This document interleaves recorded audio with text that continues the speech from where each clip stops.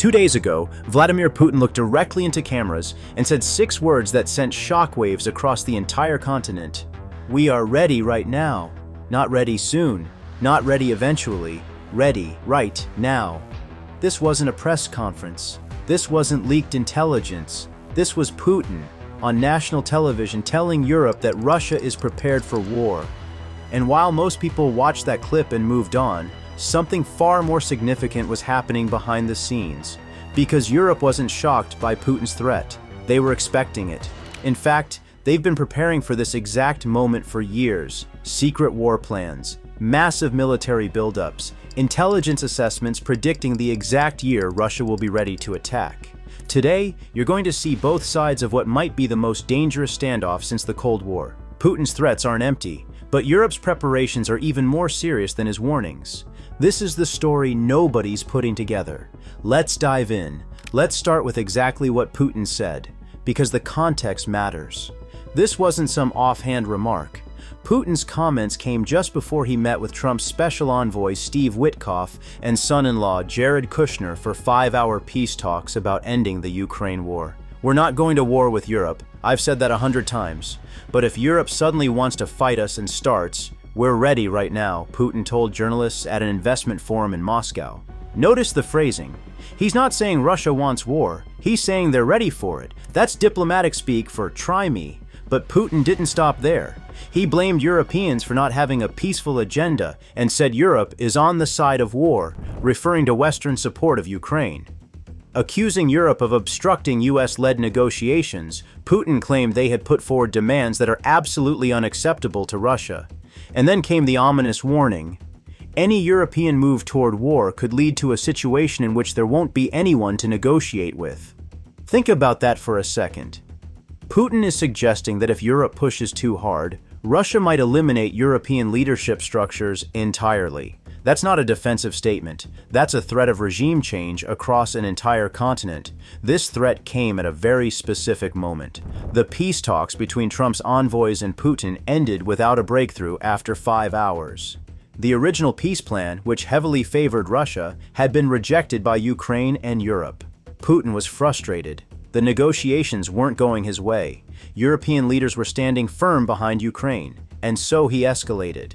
UK Foreign Secretary Yvette Cooper said Putin seeks to escalate war while Ukraine attempts to move toward peace. She called it the same old saber rattling, but acknowledged what he's doing in Ukraine is deadly serious.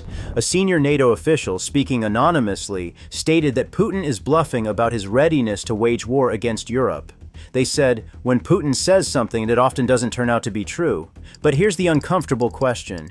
What if he's not bluffing this time? Because while NATO officials downplay Putin's threats, their own intelligence services are telling a very different story. And that's where things get genuinely frightening. Putin's words are alarming. But what European intelligence has been discovering is absolutely terrifying. While Putin was making threats in public, European intelligence agencies have been conducting secret assessments, and they've arrived at a specific conclusion that's now driving everything Europe does. The warning that Russia could launch an attack in 2029 stems from a 2023 Joint Threat Assessment NATO report, which suggested that within 3 to 5 years, Russia could be in a position to wage a large-scale war. Research by German public broadcaster WDR shows that the assessment used reconnaissance satellites to track Russia's current activities, including production and recruitment, relying entirely on intelligence data. This isn't speculation, this is satellite imagery.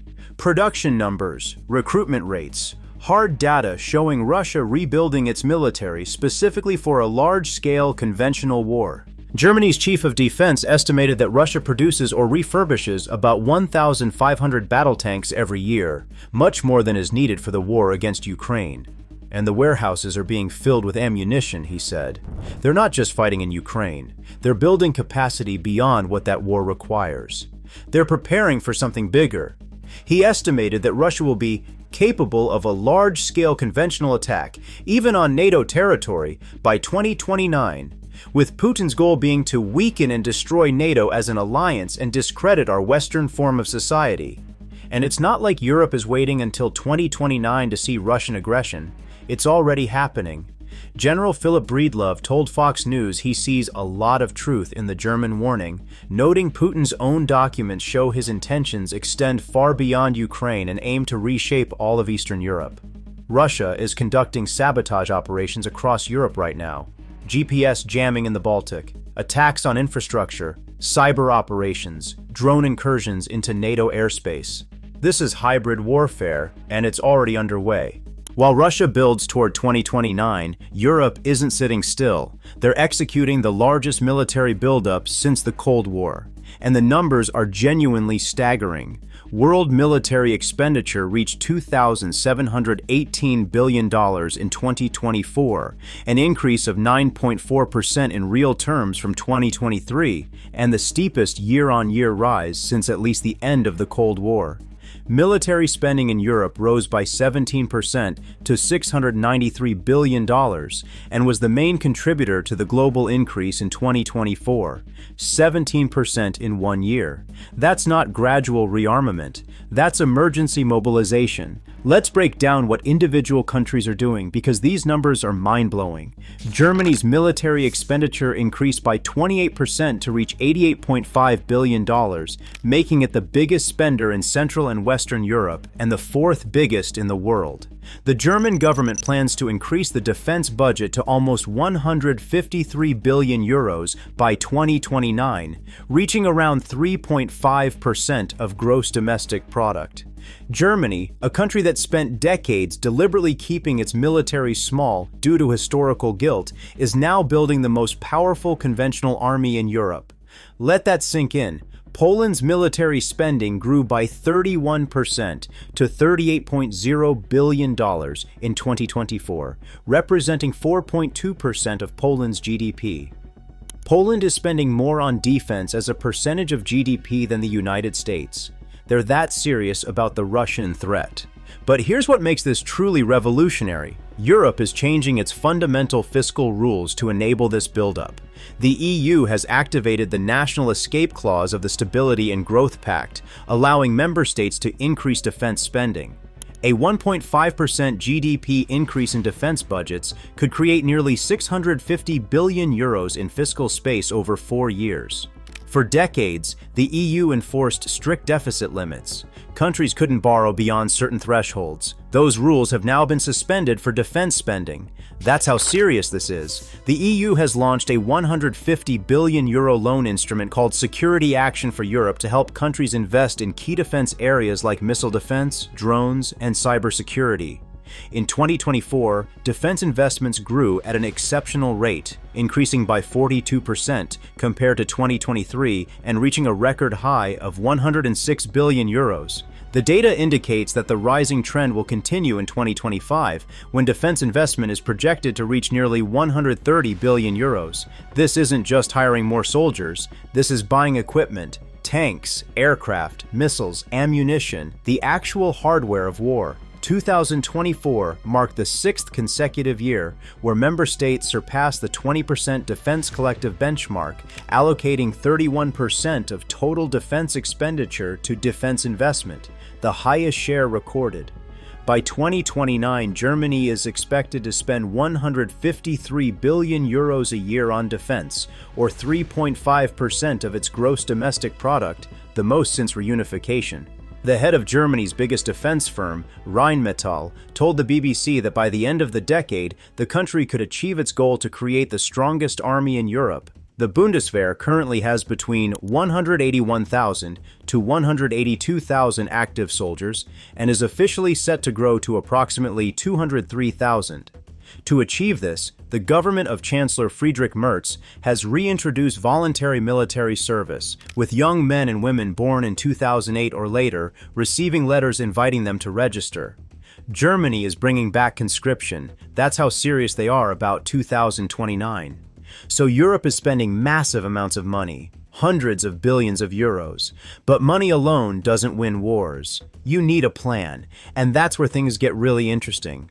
So let's bring this full circle. Putin threatened war. He said Russia is ready right now, and he meant it. Russia is rebuilding military capability, filling ammunition stockpiles, and preparing for large-scale conflict.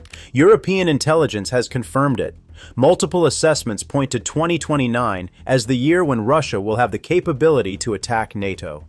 German intelligence, British intelligence, NATO assessments. They all say the same thing. And Europe's response? The largest military buildup since the Cold War. Germany spending 153 billion euros annually by 2029.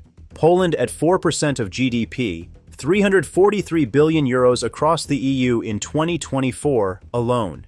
Secret war plans being implemented. Infrastructure being upgraded for military mobility. This isn't scaremongering. This isn't speculation. This is actually happening right now as you watch this video. There are two ways this ends. Either deterrence works and Russia decides the costs of attacking NATO are too high, or deterrence fails and we see the largest war in Europe since 1945. Right now, both sides are preparing for the second possibility while hoping for the first. Here's the uncomfortable truth. Europe and Russia are on a collision course, not because either side particularly wants war, but because their fundamental security interests are incompatible. Russia wants a sphere of influence. Europe wants an independent Eastern Europe integrated into Western institutions. Those positions can't be reconciled, so both sides prepare for conflict. Putin's threat wasn't empty, but Europe's preparations are even more serious than his warnings. The question isn't whether both sides are ready for war. They are. The question is whether anyone has the wisdom to prevent it. If this analysis opened your eyes to what's really happening, hit that like button and subscribe. We're breaking down the geopolitical realities that mainstream media either ignores or oversimplifies. Comment below. Do you think deterrence will work? Or are we headed toward a confrontation that nobody can prevent? The next few years will determine Europe's future for generations. Stay informed. Stay ahead of the story. I'll see you in the next one.